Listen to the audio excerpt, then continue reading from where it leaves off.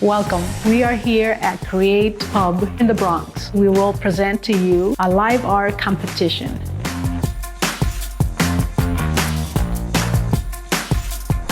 You will have 3 amazing artists who will create wonderful things right before your eyes. As they compete and complete their artwork, the audience will determine who's going to be the winner. My painting is about community. I was thinking about doing something summery. I noticed that I don't have a lot of colors, so I figured I'd try to keep it real nice and light. Nintendo floral arrangement is what I'm calling it. I'm currently in a stage of my life where I'm blooming. Today's flower is encapsulating me inside of my mother's womb as Super Mario. You get to see new artists in every new venue that we have. You get to know them, you get to see what they're all about, you get to see their art techniques and expression. And I'm so happy to also collaborate with the Bronx Net TV for being an amazing support for my vision here to make this a possibility.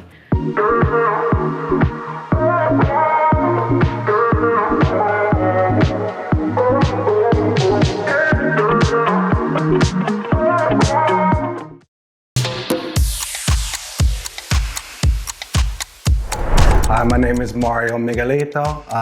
I'm from the Bronx via Seattle, Washington. I go by Mario Miguelito, or you might know my brand, Void Asylum. I started doing art probably when I was about 5. I come from a family of artists. I'm from Seattle. Huge artist family, music, cooking, sculpture, painting. I have art professors and stuff, so art's always been very cultivated and encouraged and not looked down upon. So my whole life pretty much. So I just started randomly doing art, drawing, sand sculptures, all those little, corny little kits you get at the store. I would do all those shrinky dinks, and it just progressed, and I would do competitions. I started drawing in school, then I started to draw clothing, and then that eventually led me to become a fashion designer. And then I became a designer, and I moved to New York to go to design school. And that's my career now, actually, as a fashion designer. So I like to do abstract. I like to blend different, things that are like technology with culture, with texture, and create things that are, very diverse and appreciated by a lot of different types of people. And so I like to do stuff like that and apply it to art and fashion and to how I live my life and how I move and the energy I put out and stuff. So it's very personal for me, everything that I do. I really want to be part of the art community here in the Bronx, which I am, and I just feel like this is just so fun to do and just to hang out. I don't really care about the competition part. I just want to make some art. I know what I'm going to do. This is something that I can enjoy. It's not business. It's not, it's not any of that. It's just art again, right? I'm so caught up now with contracts and this and that and money and deadlines. This is just kind of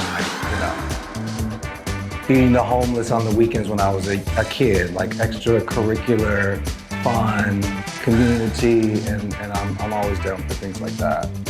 I definitely think the arts need to be encouraged in school. A lot of people want to be artists. A lot of kids are deterred from our society that's sports, or this, and then kids are, discouraged from saying, well, I really want to be a cook. I really want to be, a magician or something really not seen as what we're supposed to be. So I want to encourage that type of stuff. And it's healing too. My art is very therapeutic. I do digital art. And when you see how, this on my shirt, you see how intricate it is? Because I do it on a phone and I just sit in bed and I just draw and I just let my mind go and relax. I pull from so many different types of artists, painters, drawers, whether it's Jackson Pollard or Andy Warhol or Janet Jackson. Different types of artists from different mediums, musicians and floral designers and everywhere. And then I put it together and channel it into whatever category I'm working on for that time. Always create for yourself. Unless you're creating specifically for a client, don't worry about anything else but what makes you feel good and what you feel is your best output. I feel like that's really important for artists. Stay authentic. Like me. No, I'm joking. My name is Alexander Reynoso. You can find me as alexreynosoart.com. I have a website.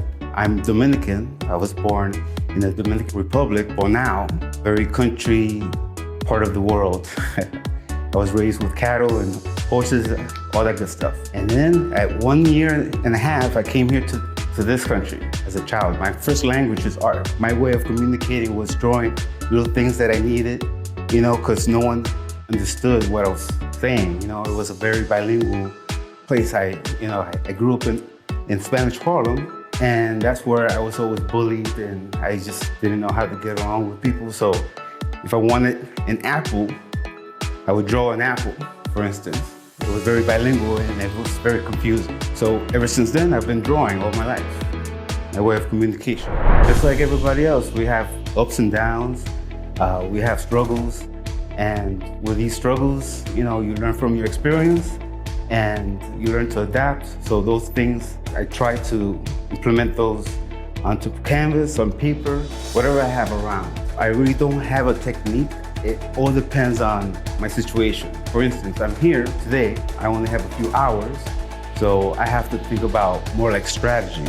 How am I going to implement my idea onto canvas for the audience to view, because they need to see something within 2 or 3 hours, right? It's not like at home. So my technique at home would be different. You know, I can probably trace, I could probably, you know, take my time. You know, as for here, I have to like, boom, put it on canvas. My technique is more trying to be efficient with my materials. So the little paint I have around, I just try to water it down, dilute it, do whatever I can to get my idea across. Why did I want to be here? Oh, well, because one, I reside in the Bronx. I love the Bronx and I love the subject. I have this idea to put my social and cultural idea onto canvas. I grew up in New York City, so I want to be more involved with the arts and the community as well. Miami, Florida, there's murals everywhere, you know, and I think that the Bronx should have more art exposed, especially like in really bad neighborhoods, you know, just blossom things up with a mural or a beautiful piece of art from, you know, your resident artist. Teachers is like, you know, somebody you have to look up to. When you're there, there's mom and dad is not there. When you're in front of your students, if you're a teacher, you have to play a certain role model. You want to be respected, so you have to have knowledge. And when you talk to your students, you know, you wanna see their ideas. You know, that's one of the things I love to see. It's like, you know, youth just evolving and using their creativity. That's a beautiful thing. You know, either if it's finger paint or whatever, it doesn't have to be, you know, a masterpiece, as long as they're using their imagination. I want to get into your faces, okay? Now, you probably watch TV, your cartoons, whatever, sure. You know, if you find that inspirational, whatever free time you have, try to create something. Maybe you want to make your own video, or maybe you want to create your own masterpiece, your next movie, you know what I mean? It's not going to happen if you're just sitting around appreciating somebody else's masterpiece. Create yours, you know? Why not? My name is Nelson Ho Santiago. I was born in Harlem, but I was raised in the Bronx. I've always been painting since I was a kid. I started like 5, 6 years old. I used to draw. And my dad, he one time brought from his job a set of oil paints, and I just got hooked. I was just using it everywhere. I was painting on the walls, the floor. I had my mother chasing me around the house. I loved it. I loved art since I was a kid. Like in 2009 or 2008, I was on MySpace. So it was like artists on there, so I started following some artists. And one of the artists I followed was my friend Martha Alicia.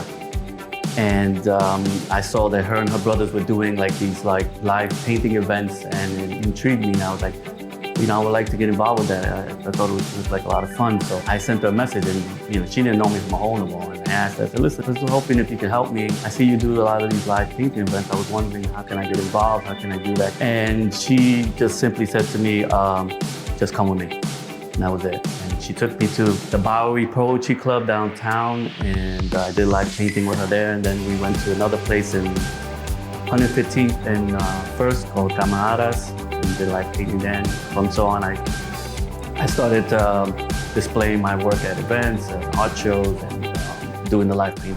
Most of my work is based on bringing awareness to what's going on in Puerto Rico. Also growing up here in the Bronx, and also bring awareness to domestic violence. Not per se the women's perspective, because I cannot speak on that, but growing up in a household with domestic violence and also experiencing it as a kid. So a lot of my work is based on that. To be honest with you, the artists that I've met throughout my painting experience now, like Alicia, Carolina, Gia, a lot of the people that I did live painting with, they inspired me. I used to do graffiti. I used to paint with a lot of graffiti artists. Other than that, that was the only art that I really was around when I was a kid. Never really in school or places like this. This wasn't like that. I think they should have a lot of more art therapy sessions in schools, outside art teachers, not the same old thing that they do now. I mean, to be honest with you, when my kids went to school, my daughter even never took art, so it would be nice if they did.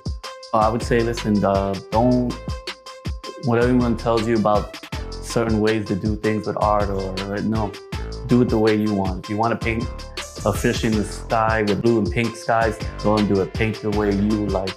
Because remember, it's your experience, and it's what you love to do, not what anyone else tells you what to do.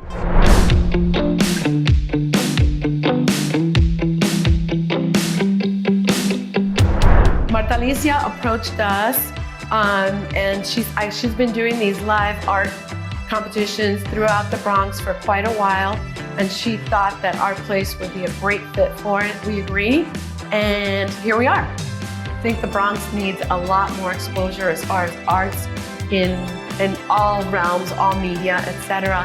I'm glad that we're doing this here to open up the arts in the Bronx, and it's live, which gives people a great opportunity to come in and actually watch artists at work.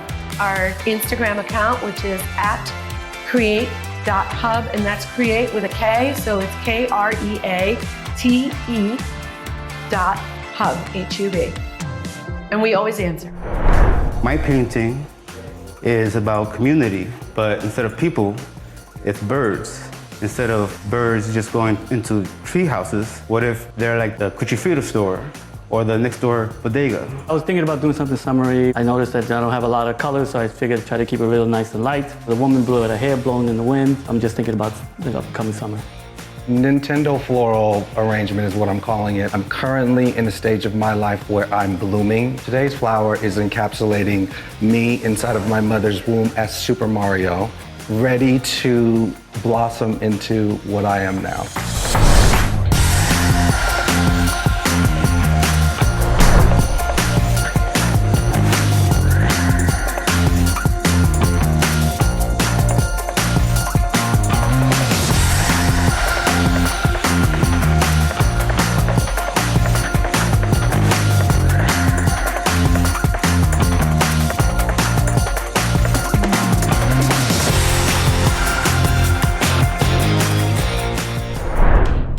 I am in this very moment going to announce the artist who won the most vote.